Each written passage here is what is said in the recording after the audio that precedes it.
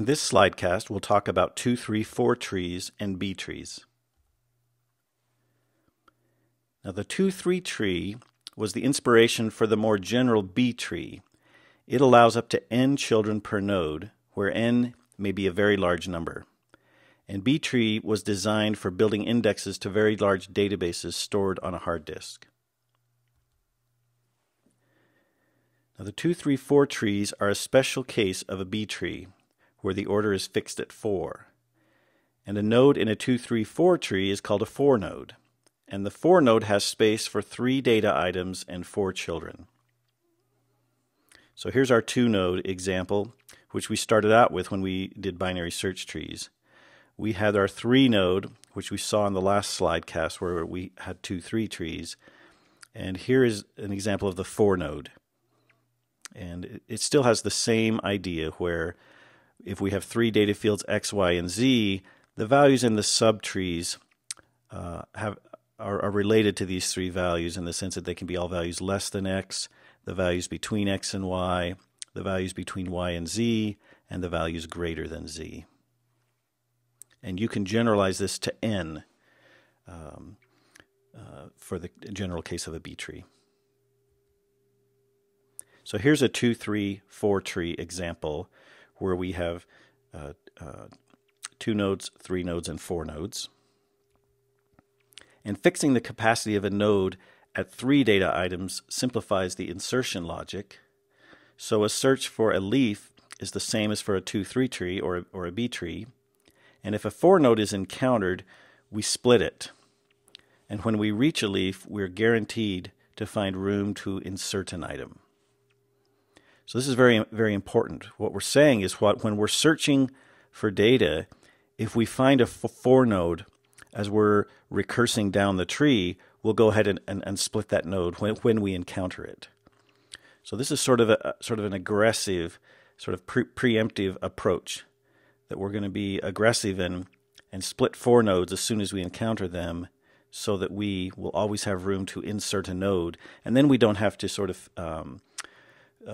fix up the tree as we're returning from the recursion, for instance. This means that once we insert something, we'll never have the case that we saw earlier, whereas we recurse up the tree and possibly we'll end up creating a new root.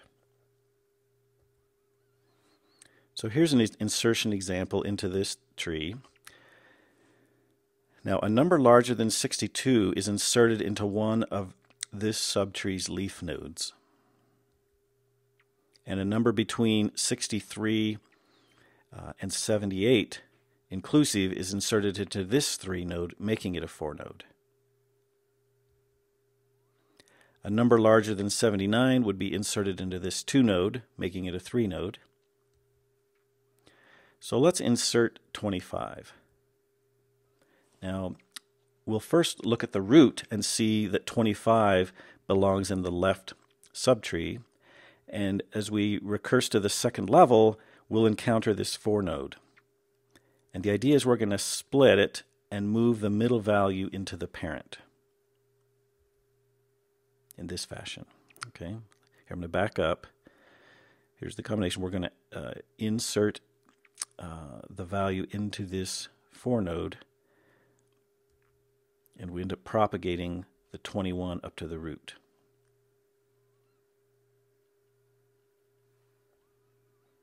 Okay, once we've done that, then we continue on. We add the value 25 as a leaf node. So since the value 25 is between 21 and 62, we come to this child. It's less than 38. So we'll add it to the leaf. Now this immediate split guarantees that a parent will not be a 4 node and will not need to propagate a child or its parent back up the recursion chain. And this allows the recursion to become tail recursion. Remember, tail recursion is that special case of recursion where we can optimize the function call and not create a new stack frame, since we know there's not going to be any additional work done when we return from the recursion. So if we have a recursion chain, we can just immediately return to the top of that recursion chain in one step. Now 25 could have been inserted into the leaf node without splitting the parent, But by always splitting a for node when it's encountered, it simplifies the algorithm with minimal impact on overall performance. Let's build a tree from our sentence about the quick brown fox. We'll start, if we add the first three values, once we add fox, we'll place it in a leaf. Then when we add jumps, we now have a for node. So we're going to go ahead and split it and promote jumps to the root. Then we add over. Once we get we have another for node. So we'll promote quick to the parent. And we have a for node, so we'll take jumps and create a new root. Then we add lazy, and finally dog. So we'll do some inserts, and as soon as we have a for node, we'll split it. Now implementing this 2, 3, 4 tree class, so instead of defining specialized nodes for the 2, 3, 4 tree, we can define a general node that holds some capacity -1 data items and has capacity children. And cap is going to be a template parameter. So the information will be stored in the array data. Its size is cap -1, and the pointers to the children will be stored in another array of array named child, and its size will be cap. And the information values will be sorted. So in the data fields in a node will be in sorted order, and the data field size will indicate how many data values are in the node. And the children will be associated with the data values such that child sub 0 points to the subtree with items smaller than data sub 0, and child sub size will point to the subtree whose items are larger than data sub size -1. And so for 0 to I to size, child sub I points to items greater than data sub I -1 and smaller than data sub I. Okay, so the idea here is we're going to have a general way to define a node that'll work for any capacity, 2, 3, or 4. All right, here is the definition for our 2, 3, 4 tree. And it has an inner class, okay, a nested class that is our node. It's a node struct. And here's what's interesting. Our template parameter, notice in, I think, all the earlier containers in the book, we always simply use the keyword type name followed by the type parameter. But here, we list size underscore t as the type of this, sort of template parameter cap. And this specializes it because we want it to be size t because in this case cap it cannot just be any type, but it needs to be a positive number, okay? The number of items in the node. And so size underscore t lets that be an unassigned int. Okay, now here's our node structure. And we'll have a size of the node, and then we'll have an array of data, and the length of that is cap -1, and we'll have an array of node pointers of size cap. And then here is a constructor where we'll construct the default, we'll call the default constructor for the kinds of data items that we're storing in the tree, and we'll set all the child pointers to null. Now here's the algorithm for inserting into a 2, 3, 4 tree. If the root is null, then we'll create a 2 node. If the root is a 4 node, then we'll split it.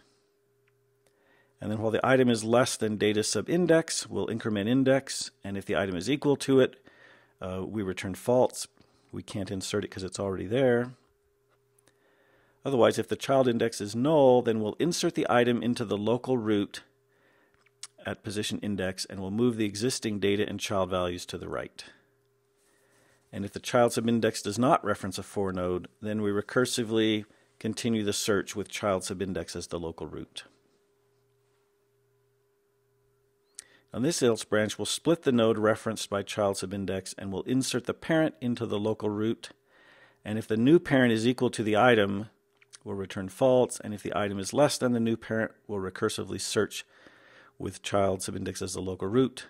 Otherwise, we'll recursively continue the search at child subindex plus 1 as the local root.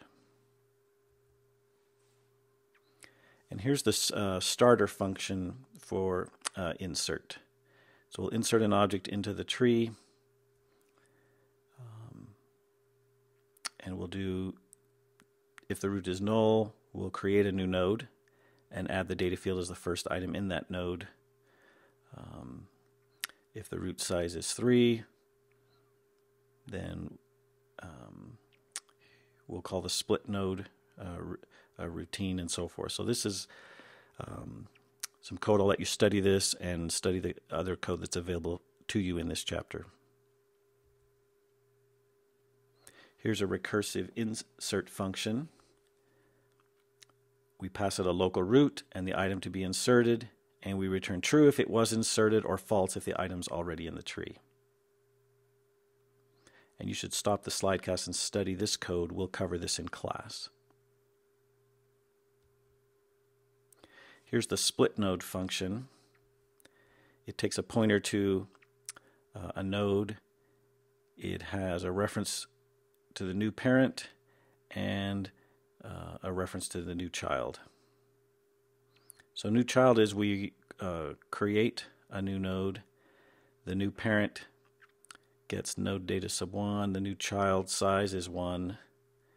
And here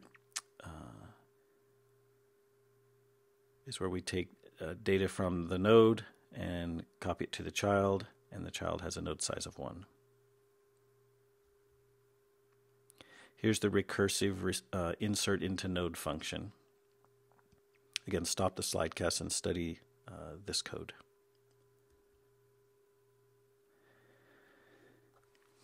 Now the split node function takes a node that's full. Okay, this is a 4 node. And it takes the middle value, promotes it to the new root, and has the other 2 values as the left and right children. Now 2, 3, 4 trees are related to the red-black trees that we discussed earlier in the chapter. Now a red-black tree is a binary tree equivalent of a 2, 3, 4 tree. So a 2 node is a black node.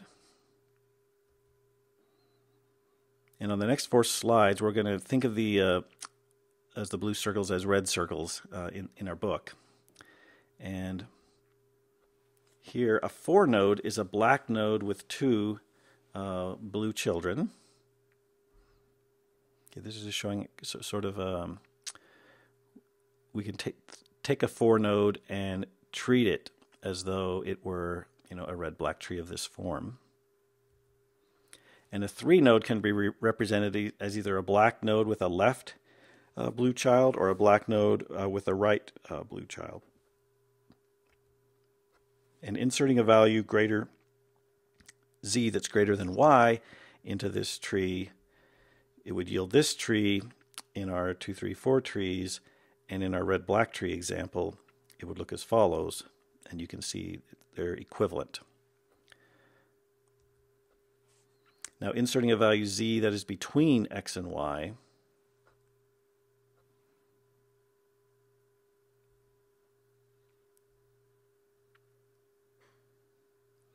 if it's between x and y, it goes into this subtree. In the red-black tree notation,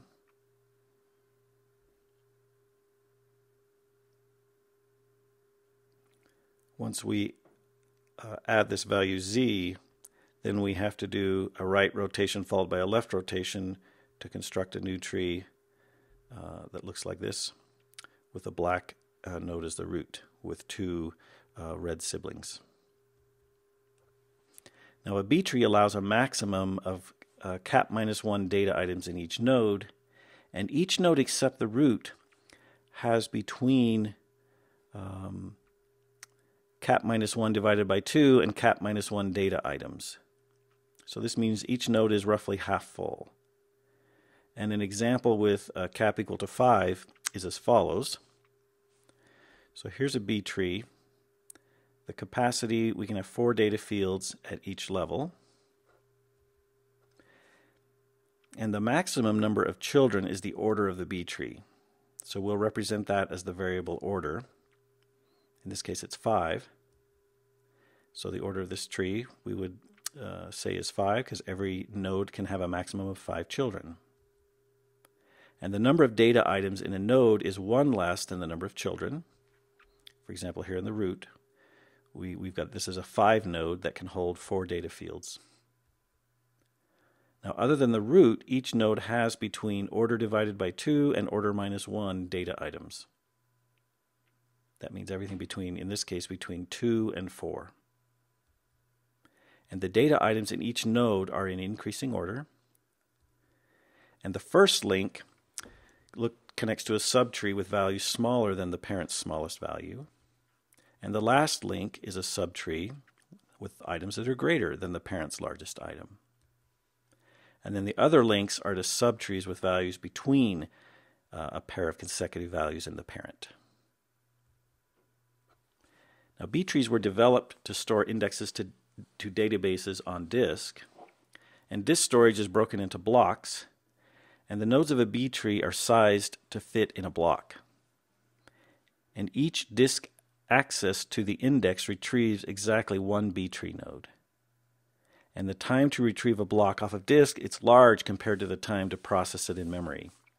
So by making these tree nodes as large as possible, we reduce the number of disk accesses required to find an item in the index. So for example, assume a block can store a node for a B tree of order 200. Then each node would store at least 100 items. And this would enable 100 to the 4th, or 100 million items to be accessed in a B tree of height 4. Now let's look at B tree insertion. Here's for our B tree of order 5. And similar to 2-3 trees, we're going to all handle insertions at the leaves. So a value less than 10 would be inserted here. A value between 10 and 22 would be inserted here. And a value between 22 and 30 here, and so forth. Suppose we're going to insert 39. Now, if a leaf to receive the insertion is full, then we split it into 2 nodes, each with about half of the items, and then the middle item is passed up to the split node's parents. So if the parent is full, then it's split and its middle item is passed up to its parent, and so forth. So let's insert a 17 into this tree. It needs to go to this node, which is now temporarily, it's 1 more than the capacity. So we'll split it into 2 nodes and place the middle value 17, promote it to its parent. Now this parent is too full as well, so we'll split that into 2, and now we'll just have a root with the value 22. Now in the 2, 3, 4 tree, we made the node class a template, giving it this cap parameter that represented the maximum number of children, and we can use this same node class in the B tree, but now the template parameter applies to the whole class. So we begin the declaration of the B tree as follows. We have the B tree class. We have an item type, so we can put any item there, but again, capacity has to be, a non-negative number. So we specialize its type as being a size T.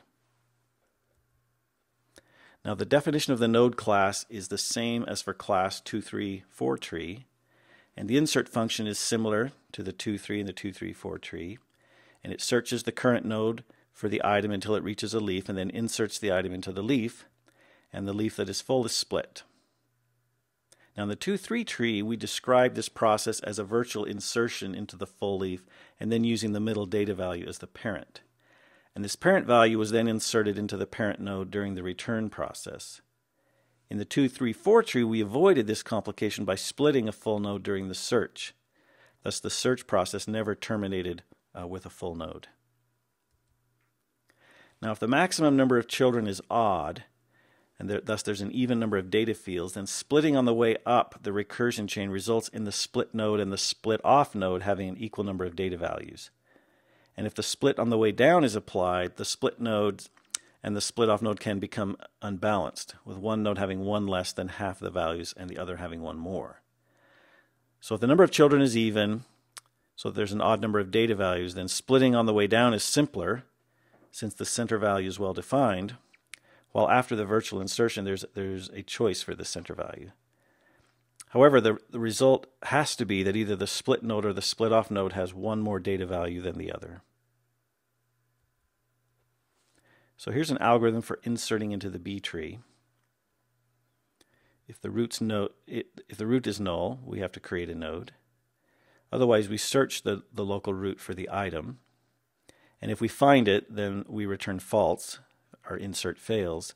Otherwise, if the local root is a leaf, if it's not full, we add it and we return null as the new child and true to indicate a successful insertion. Otherwise, we split that node and we return the new parent and a pointer to the new child and true to indicate a successful insertion. Now here, if we're not at the root, then we recursively call the insert function. And if the returned new child is not null, then if the local root is not full, then we insert the new parent and new child into the local root. Return null as the new child and true. Otherwise, we split the local root and we return the new parent and a pointer to the new child and true to indicate that the insert was successful. Otherwise, we return the success or fail indicator for the insertion. And here's the code for this insert function. And you should stop the slidecast and review this on your own. We'll discuss it in class. Now the split node function, before the split, here's the node with the new item sort of virtually inserted. The middle item becomes the new parent and a pointer to the split off node. And so this will represent the node after the split. And here's the split node function. You should stop the slidecast and review this code. Now to remove an item, it's a generalization of removing an item from a 2-3 tree, and the simplest removal is deletion from a leaf. When an item is removed from an interior node, it has to be replaced by its in-order predecessor. And if removing an item from a leaf results in the leaf being less than half full, then we need to redistribute the contents. So here's an example. Suppose we're going to remove 40. So we've got 40 highlighted here in blue. You find the in-order predecessor. That means you go to the child immediately to its left. We find the largest value. In this case, it's 39. We move that to the parent. Now if we're going to remove 18, 18 occurs here. It's in a leaf. We'll adjust 20, but there's only one item left in the node, and that violates this property, that the nodes need to be at least half full. So we'll merge it and its parent with its siblings. So we'll take these items.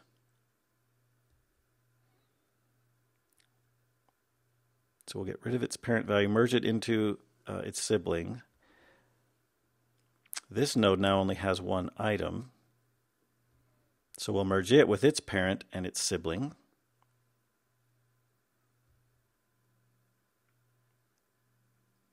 And now that the root node has 4 values. And we're done. Now B plus trees, a B tree was developed to create indexes for a database, and the node is stored on a disk block, and the pointers are pointers to disk blocks instead of being memory addresses. So the item type is a key pair value, where the value is also a pointer to a disk block. And since in the leaf nodes all the child pointers are null, then there's a significant waste of space. So a B plus tree is a modification to address this issue and to not have the wasted space. So in a B plus tree, the leaves contain the keys and pointers to their corresponding values. And the internal nodes contain only keys and pointers to the children. So in the B tree, there are cap pointers to children and cap -1 values. But in the B plus tree, the parent's value is repeated as the first value. Thus, there are cap pointers and cap keys. So I think a picture helps with this. Here's the B plus tree, where notice at the root we have 5 and 22, and when we come down to its child, we'll repeat the 5. So we'll have 5, 10, and 17. These values are all less than 22. And for the right child, we'll have 22, 30, and 40. These are values that are all greater than 5. So what happens is now once we get to the children, all the values in the tree are stored in the leaves. And that brings us to the end of this slidecast.